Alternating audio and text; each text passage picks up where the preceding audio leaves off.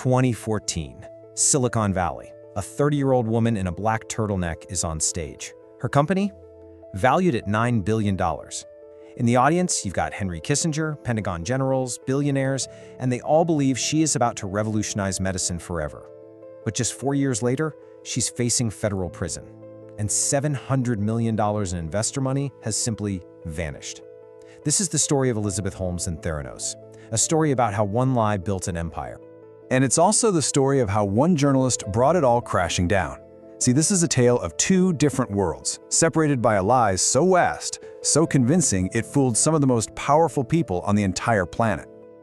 So, where does a lie this big even start? Well, it all began with an idea that was supposedly impossible that somehow got the official stamp of approval. The real question is, how? Okay, let's just walk through this for a second. In 2002, a medical expert, a Stanford professor, tells a 19-year-old Elizabeth Holmes her whole concept is impossible. So what does she do? She drops out of Stanford and takes her idea to an audience that doesn't actually check the science, the US Patent and Trademark Office. Right there, she'd found her loophole. So what was this patent really for? I mean, was it for a real, working piece of technology? Or was it just a story on a piece of paper? The answer to that question would end up defining the next decade. The patent wasn't proof of anything. It was a fantasy. You could call it aspirational science fiction. It was just a document that gave this phantom invention the appearance of credibility. And with that single piece of paper, she started building her empire. With a patent in hand, Elizabeth Holmes started to build. And first, she built her image, the black turtleneck, a nod to Steve Jobs, the unnaturally deep voice, that piercing, unblinking stare. And then, inside her own company, she built a fortress of absolute control. Now, to really get what happened inside Theranos, you have to understand this concept. It's a mouthful, hegemonic totalism. But what it really means is a system designed to command complete and total obedience, justifying brutal, despotic methods with a beautiful, world-changing mission. Employees were watched all the time. Every single email, every time they entered or left the building, it was logged. Information was kept in silos, secrecy was everything. And if you dared to question anything, you were gone. Just think about that. This wasn't a workplace, it was a belief system, a religion. And Holmes was its high priestess. You were either a true believer or you were a heretic. There was absolutely no in-between. And the message was crystal clear. If you weren't with her, you were against her. And you would be erased. Dissent wasn't a disagreement, no. It was a betrayal. They even had a name for people who got fired, the disappeared.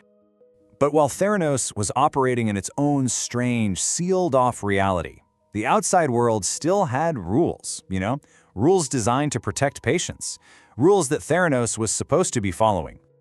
This is the official rulebook. It's called the Clinical Laboratory Improvement Amendments, or CLIA, and basically any lab that tests human samples in the United States has to comply with these standards. There's no way around it.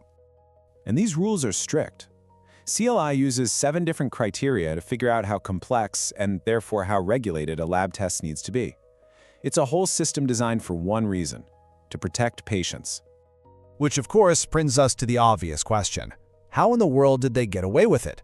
How did a company whose main technology was a complete lie manage to operate in this highly regulated space?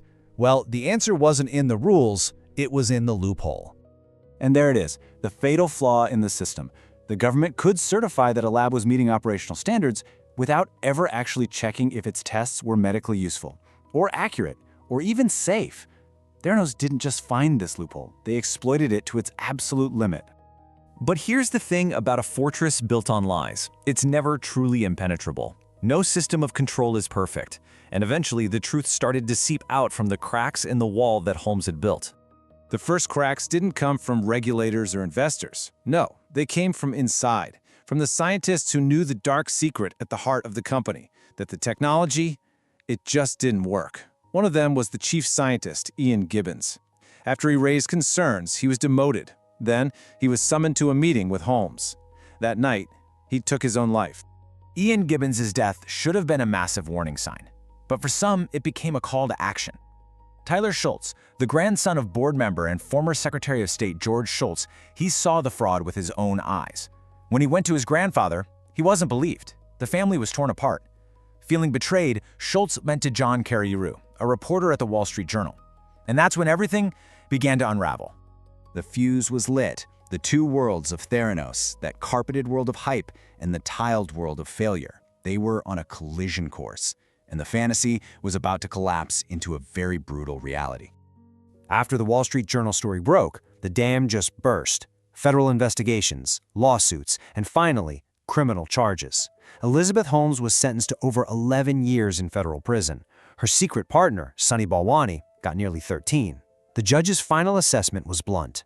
This wasn't naivete. This was hubris. In the aftermath, everyone compared the scandal to another epic corporate collapse, Enron. But there were some really key differences. See, Enron was a real business that just cooked its books. Theranos was something else entirely. It was a company that was selling a product that, well, it never actually existed. But this is the final, chilling irony. Elizabeth Holmes wasn't just inspired by Enron's playbook. You could say it was a family affair. Her own father was a former vice president at the disgraced company. She had a front row seat to one of the biggest corporate frauds in history, and then she went and built her own. The story of Theranos is so much more than just a story of a failed company. It's a cautionary tale. It's a warning about the seductive power of a good story, the danger of unchecked ambition, and the systems that allow fantasy to masquerade as fact. And it leaves us all with a critical question for our time. In a world that is saturated with hype and visionaries, how do we ever tell the difference between a dream and a deception?